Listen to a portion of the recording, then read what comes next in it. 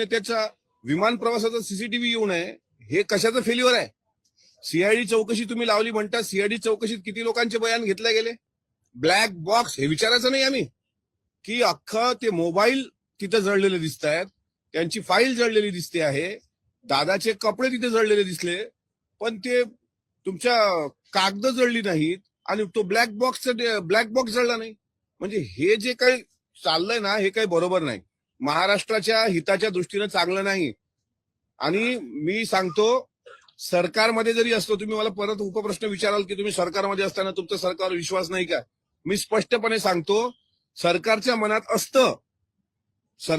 असतं तर ही चर्चा अधिवेशनात झालीच असती. या चर्चेचं एकदा सगळ्या अधिकाऱ्यांशी बोलून फक्त काही स्पेसिफिक प्रश्न होते. अद्यापही साहिल मदन हा कुठे आहे? जो पायलट होता तो त्या अशोक खरातच्या आश्रमात लपवलाय का? तो मेला आहे की जिवंत आहे? सुमित कपूर मेला आहे की जिवंत आहे? याचे उत्तरच नाहीत भेटले महाराष्ट्राला. त्याच्यामुळे सदनाला गांभीर्य नव्हतं. आणि स्पष्टपणे सांगतो, सरकारला अजितदादांच्या विमान अपघातासंदर्भात गांभीर्य नसल्यामुळे दोन्ही सभागृहामध्ये त्याबाबत स्वतंत्र चर्चा झाली नाही.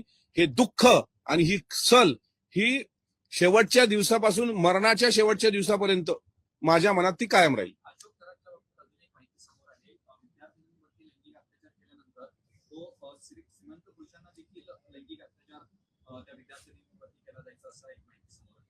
नाही, असं आहे, ती अशोक खरात ही व्यक्ती नसून ती विकृती आहे. आता जोपर्यंत त्याचा खरा चेहरा समोर आला नाही तोपर्यंत तो सर्वांना पूजनीय होता. सर्व लोक त्या बाबांच्या नादाला लागले होते. त्याचा गुरुमंत्र घेणं, त्याची दीक्षा घेणं, त्याच्या आश्रमात जाणं, तिथे पूजा करणं, ते करंगळ्या कापणं, त्या अघोरी विद्या करणं, अमावस्या पौर्णिमेला तिथपर्यंत जाणं, आणि हे सगळं चालू होतं. म्हणजे आम्हाला राजकारणात सक्सेस मिळवायचा असेल तर बाबा सांगेल तेच केलं पाहिजे. बाबांनी जर म्हटलं ना ही घाण आहे ही खा, तरी खा. पण बाबाचा खरा चेहरा पुढे आल्यानंतर सर्व आता ते तक्रारी द्यायला लागलेत. म्हणजे असं आहे की ज्या तुकारामांनी, ज्या गाडगे बाबांनी आणि ज्या नरेंद्र दाभोळकर सरांनी आपला जीव लावला या गोष्टी करता की समाज दुरुस्त झाला पाहिजे, याचं कारण एक आहे, तुकाराम, गाडगे बाबा, नामदेव महाराज, ज्ञानेश्वर माऊली हे संत आता आउटडेटेड होतील अशी परिस्थिती निर्माण होत असताना हे जे नकली आहेत हे आता पुढे आलेत. आणि हा एक आहे सॅम्पल, असे अनेक सॅम्पल आहेत महाराष्ट्रामध्ये.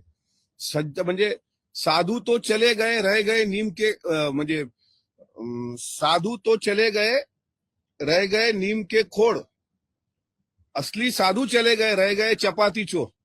म्हणजे हे जे लोक आहेत, ही लोकांचं शोषण करणारे हे गुंडे मवाली आज धर्माचा बुरखा पांघरतायत. आणि जे धर्म खतऱ्यात म्हणून ओरडत होते ना अनेक लोक, हिंदू धर्म धोक्यात आहे. आता हा बाबा जर एखादा मौलवी असता किंवा एखादा ख्रिश्चन पादरी असता की अशा अत्याचाराचा त्याचा भांडाफोड झाला असता तर त्याला जिवंत जाळलं असतं. पण तो अशोक खरात आहे म्हणून त्याचं पाप झाकून घ्यायचं आणि त्याच्याबद्दल चकार शब्द बोलायचा. अरे ही कोणतं तुमचं बेगडी प्रेम हिंदुत्वाचं? तुकाराम महाराजांच्या अभंगामध्ये या बुवा महाराजांचा म्हणजे भगवे वस्त्र जरी, भगवे श्वान जरी सहज वेश त्याचा, मध्ये एखाद्या श्वानाचा जर भगवा बिगवा रंग असेल, श्वानाचे रंग असतात, तर तो साधू जसा होत नाही. तसा साधुत्वाची व्याख्या तुकोबांनी जे का रंजले गांजले अशी केलेली आहे. म्हणजे याच्यावर बोलायचं असलं तर सभागृहामध्ये एक दिवस मी बोलू शकतो माझा, कारण संत साहित्याचा अभ्यास आहे. पण असे बाबा जे तुकडोजी महाराजांनी सांगितलं की झटका दिया जब हाथ को पेड़ा मिठाई ला दिया, हा छूछावाला बाबा होता. खाली उंगली को घिसो अत्तर सुगंधी पा लिया, ये तो जादूगर भी कर सके, क्या संत कहना है उसे, याद रखना भाइयों ये गुरु नहीं गुरगुर है, कुत्ते भी कुछ ठीक है पर ये लुबाडे शूर है, यांच्यापेक्षा कुत्रे पुरले. हे तुकडोजी महाराजांनी सांगितलं या महाराष्ट्रात. त्या महाराष्ट्रात अशा बाबांची पैदास होणं, मला असं वाटते आता हे निर्जंतुकीकरण करणं महत्वाचं आहे. सरकारने एक स्पेशल अध्यादेश काढावा. अंधश्रद्धा निर्मूलन समितीच्या चळवळीची का आवश्यकता आहे? या विधानसभेच्या प्रिमायसेस मध्ये अंधश्रद्धेच्या बाबतीतली पुस्तकं वाटल्या गेली की नाही? जे बॉम्बस्फोटामधले आरोपी होते ते खुलेआम शबनम घेऊन फिरले का नाही? त्यांनी हिंदू आणि मुसलमान भेद करणारे पुस्तकं वाटले की नाही? विधान भवनवर बॉम्ब पडणार असा मेल आला, त्या दिवशी बॉम्बस्फोटातले आरोपी जेवण करत होते सभापतींच्या दालनामध्ये, हे मी पाहिलं डोळ्यांनी. त्याच्यामुळे ह्यावर काही बोलायचं नाही. आणि जीवाची किंमत मोजायची. तुम्ही मारू शकता माणसाला, पण महाराष्ट्र मारणारी ही जी पैदास आहे, पिलावळ आहे, यांना तुम्ही काय करणार? त्याच्यामुळे हे सगळं जे चालू आहे, आता फक्त महाराष्ट्र वाचवायचा असेल तर शिवशाहू फुले आंबेडकर विचारधारा वेगानं पुढे गेली पाहिजे. आणि अंधश्रद्धा निर्मूलन समिती जी अत्यंत महत्वाची आहे, मला सांगा ना, स्थानिक गुन्हे शाखेच्या पोलीस स्टेशनमध्ये म्हणजे प्रत्येक ठिकाणी स्थानिक गुन्हे शाखेचं एक कॅबिन आहे, जिल्हा पोलीस अधीक्षक कार्यालयामध्ये. तिथं अंधश्रद्धा निर्मूलन समितीचे अधिकारी पण असतात. म्हणजे जर इथं जादूटोण्याचा प्रकार दिसला तर आज अख्ख्या महाराष्ट्रात एकाही पोलीस स्टेशनमध्ये तक्रार नसेल का अंधश्रद्धेच्या बाबतीत? मी आता शक्ती सुधारणा विधेयकावर होतो ना, लहान लहान मुलीचे बळी दिले गेले हो नवरात्रामध्ये. अनेक जिल्ह्यातल्या घटना आहेत. एका चिमुरडीचे तर डोळे काढून ताव्यावर भाजले गेले होते बुबुळ.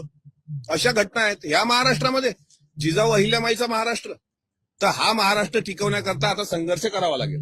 2012 33% आरक्षण महिलांना लागू केलं जाणार आहे. साधारणतः लोकसभेच्या 816 जागा होतील आणि महिलांची खासदारांची संख्या 273 पर्यंत पोहोचेल आणि दोन्ही विधेयक येऊ शकतात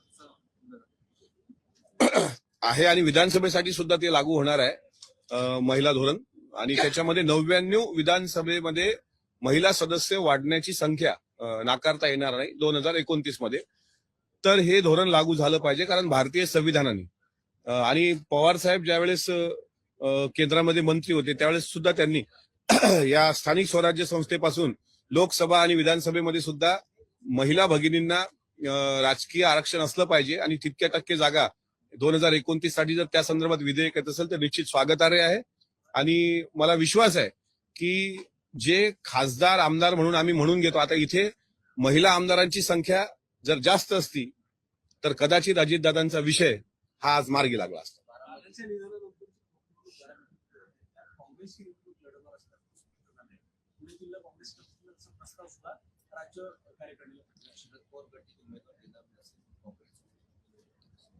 असं आहे की शेवटी बारामतीकर हे सुजाण मतदार आहेत आणि लोकशाहीमध्ये प्रत्येकाला निवडणूक लढण्याचा अधिकार असतो.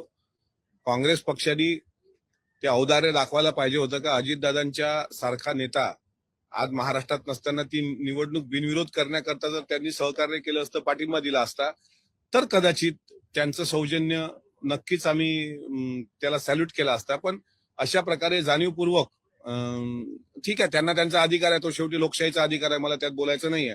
पण बारामतीकरांना कोणाला मतदान करायचं हे काही सांगण्याची गरज नाही. त्यामुळे पोटनिवडणूक बिनविरोध झाली पाहिजे असा सर्वांचा प्रयत्न आहे. आता कोणाला जर खुमखुमी असेलच तर त्यांनी उभं राहावं.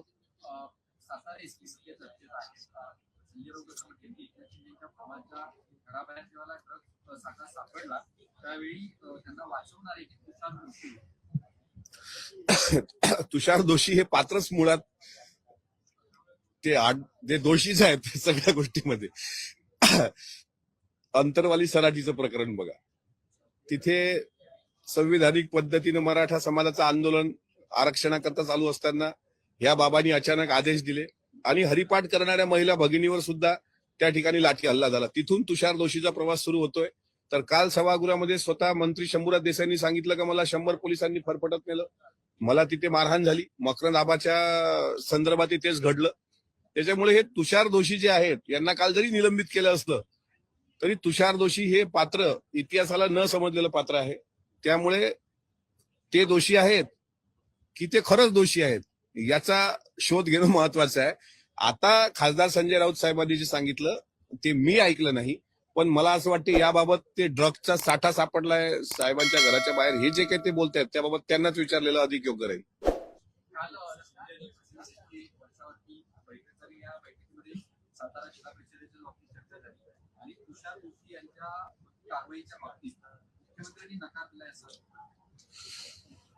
की आता इनसाइड स्टोरी आहे. काल मला एक गोष्टीचं मात्र खंत राहील की ज्या पद्धतीनं जिल्हा परिषद साताऱ्याच्या संदर्भामध्ये दोन्ही पक्ष एकत्र येऊन काल पायऱ्यावर आंदोलन करत होते, ज्या पद्धतीने सभागृहामध्ये आवाज उचलला जात होता, अजितदादांच्या बाबतीत जर हे चित्र दिसलं असतं तर महाराष्ट्राने खरोखर तुमचं मनापासून आभार मानले असते. पण अजितदादा सारख्या आज मला वाईट वाटतं या गोष्टीचं की ठीक आहे, शंभूराज देसाई साहेबांच्या बोटाला जखम झाली, त्यांना इजा झाली, त्यांना फरफटत नेलं, शिवसैनिक त्यांचा पेटून उठला. फक्त शरीराला धक्का लागला. आता इथं तर अजितदादांचा अख्खा देह जळला. त्यावेळेस ही संवेदना का दिसली नाही? तुम्ही पायऱ्यांवर का उतरले नाहीत? तुम्ही चर्चेमध्ये का सहभागी झाले नाही? तुम्ही सरकारला चर्चा करायला भाग का पाडलं नाही? ते विरोधी पक्ष असो का सत्ताधारी पक्ष असो. म्हणजे अजितदादांनी इतके वर्ष जे आपल्याला मोठं केलंय, जे आपल्याला पद दिली, 2 पैसे पत्राला दिले, प्रतिष्ठा मिळवून दिली समाजामध्ये, त्या नेत्याच्या जाण्यानंतर जर काहीच होत नसेल, पायऱ्यांवर एक आंदोलन आहे, काय मला वाटत नाही. राष्ट्रवादीच्या आमदारांनी मंत्र्यांना अजितदादांचा विसर पडला म्हणायचं. मग ते बोलले का नाहीत? राष्ट्रवादी काँग्रेस पक्ष असो, शिवसेना असो, आणखी काय महायुतीतले घटक पक्ष असो, विरोधी पक्ष असो, यात बोलले का नाहीत? जे बोलले असतील त्यांना आम्ही नक्कीच वंदन करतो. मी एकटा म्हणून फार शहाणा आहे असं म्हणत नाही, पण हे प्रत्येकाचं कर्तव्य होतं, प्रत्येकाची जबाबदारी होती. विसर अधिवेशन होईपर्यंत तर पडायला पाहिजे नव्हता. आता तुम्हाला सांगतो, उद्याचं अधिवेशनाचं कामकाज संपलं की सगळे, आता 3 वर्ष काय निवडणुका नाही, सगळे आपापल्या प्रपंचात आपापल्या मतदारसंघामध्ये व्यस्त होतील. पुढे आता रामनवमी आहे, हनुमान जयंती आहे, हे उत्सवामध्ये गुंतून जातील. आणि दादाचा विषय पटलावरून पण महाराष्ट्र जिवंत आहे. महाराष्ट्रातला दादांवर जीव वाढणारा सामान्य माणूस जिवंत आहे. त्यामुळे आज नाही, पण 2029च्या विधानसभेच्या वेळी जनता तुम्हाला विचारणार म्हणजे विचारणार. आणि त्यावेळेस मात्र तुम्हाला तोंड दाखवायला जागा राहणार नाही, एवढं मात्र नक्की सांगा. सरकार पायऱ्यांवरती आंदोलन झालं. शिवसेनेने ज्या पद्धतीने शक्ती दाखवली, शिवसेनेच्या आमदारांनी पायऱ्यांवरती आंदोलन झालं. तर राष्ट्रवादीचे अनेक आमदार मंत्री त्या पायऱ्यांवरच्या आंदोलनात फारसे दिसले नाही. एक फक्त मकरंद आबा वगळता. काय नेमकं कारण आहे? राष्ट्रवादी दादा असताना सर्व आपल्या पदाधिकारी कार्यकर्त्यांच्या मागे उभी राहायची, ती आता मकरंद आबांच्या मागे उभी नसलेलीच पाहायला मिळते आहे. काय नेमकं कारण आहे? आता हे कारण जे न येणारे आहेत त्यांना माहित. आपण काय सांगा, मला तर अजितदादांच्या संदर्भात जर आपण एकत्र आलो नाही तर ह्याच्यावरून शीतावरून भाताची परीक्षा. ठीक आहे, शंभूराज देसाई आणि शिवसेना पक्ष हा एक वेगळा भाग समजूया, पण अजितदादा आणि शिवसेनेकडून शिकण्यासारखं नाही का? हे शिंदे साहेबांच्या शिवसेनेकडून शिकण्यासारखं आहे की शंभूराज देसाईंसाठी अख्खी शिवसेना एकवटली, अजितदादांसाठी अख्खी राष्ट्रवादी का एकवटली नाही? मकरंद आबांचा तोच विषय पुन्हा एकदा की नेतृत्व बदलल्यामुळे फार फरक पडलेला आहे. कारण दादा असते तर मकरंद आबांसोबत ही घटना घडली असती, तर आज राष्ट्रवादी एकत्र असते आणि दादांचं हे देखील या सभागृहात पाहायला मिळालं असतं. जिल्हा परिषदेच्या निवडणुकीत 2 सदस्यांना मतदानापासून वंचित ठेवल्याचा आरोप आज देखील सभागृहात करण्यात आलेला आहे. मकरंद आबा पक्षाचे नेते आहेत, ते राज्याचे कॅबिनेट मंत्री आहेत. नेतृत्व बदल मी म्हणणार नाही, कारण राष्ट्रवादी काँग्रेस पक्षाच्या राष्ट्रीय अध्यक्षाची धुरा ही आदरणीय सुनेत्रा वहिनींकडे आहे.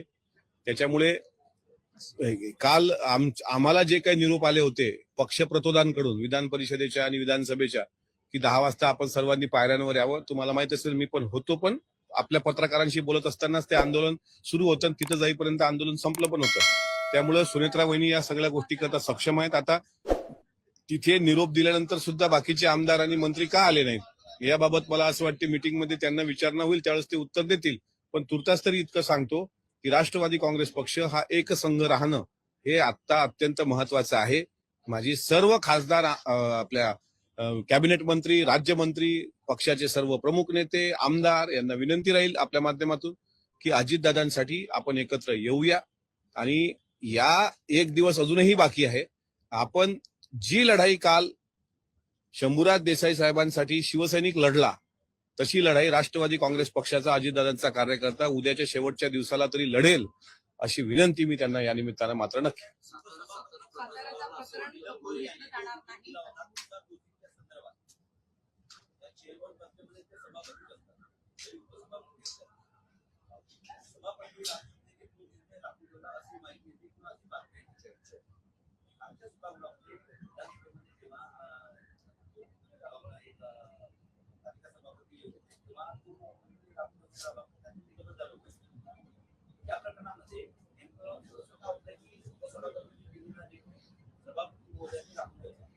चेअरवर बसल्यानंतर तालिका सभापती असो, उपसभापती असो, त्यांना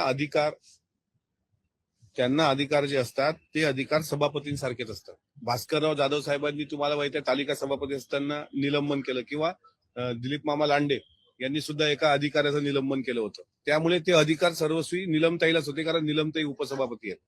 आता त्यांच्यावर अविश्वास प्रस्ताव कशा करता आणतात? मग जर तसं असेल की त्यांना अधिकार नाही, मग तालिका सभापती म्हणजे पार्ट टाइम बसलेला माणूस किंवा उपसभापतीला काही किंमत नाही आहे का? तो तिथे दिलेला जो निर्देश आहे निलमताईंनी, हा नियमाला धरूनच आहे. तुषार दोषींनी जे काही केलं ते काही पुण्यकर्म केलेलं नाही. त्यामुळे त्याबाबत आज सभागृहामध्ये चर्चा होईल आणि महाराष्ट्र विधान परिषदेच्या नियमावलीनुसार जो निर्णय, आता मला माहित आहे निलमताईचं त्याच्यामध्ये अभ्यास आहे आणि निलमताई सारखी व्यक्ती असा निर्णय देताना 100 वेळा विचार करणार आहे. जर साताऱ्यामध्ये ज्या पद्धतीने दोन्ही मंत्र्यांना मारण्यात आलं तर मुख्यमंत्री एकनाथ शिंदे यांनी आपली भूमिका स्पष्ट केली आहे. जे काही प्रकार साताऱ्यामध्ये घडला, कुठून घडला जाणार. त्यामुळे महायुतीत खिंडी पडल्याचं ते प्रकरण आहे गंभीरच.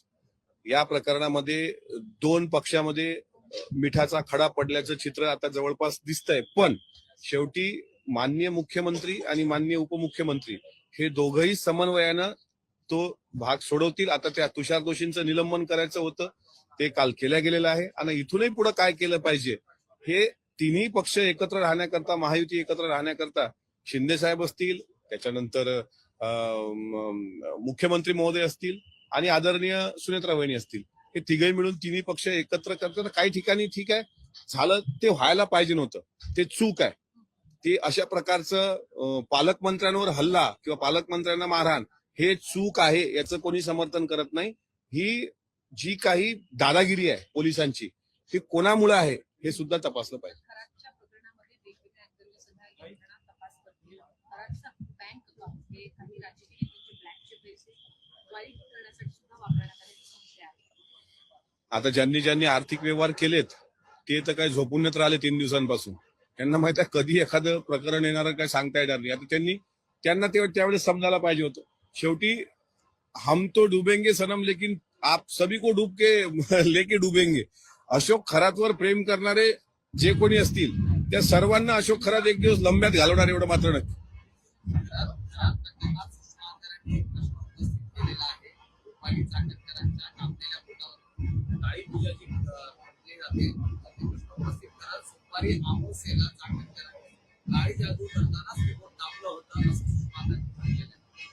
SITच्या चौकशीमध्ये सर्व स्पष्ट होणार. मी सुद्धा तेजस्विनी सातपुते ज्या तिथं SIT त्यांच्या अध्यक्षतेखाली गठीत केलेली आहे, त्यांना पण मी पत्र देतोय आणि पोलीस महासंचालकांना की अजितदादांच्या विमान अपघाताचा जो संबंध आहे तो या खरात नावाच्या बुवा ज्यांनी अमावस्येला त्याच्यानंतर शिवरात्रीला ज्या पूजा घडून आणल्या त्या अघोरी पूजेसोबत आहे का, आणि बारामती भिगवण रोडवर जी पूजा फेकल्या गेली होती ती त्याच आश्रमात करून मग नंतर तिथं टाकण्यात आली का, या दृष्टीने तपास झाला पाहिजे. मला विश्वास आहे आणि हा धागादोरा खरात बाबाच्या दारापर्यंत जातोय. स्पष्ट होईल कशासाठी बोट कापलं, होईल स्पष्ट होईल.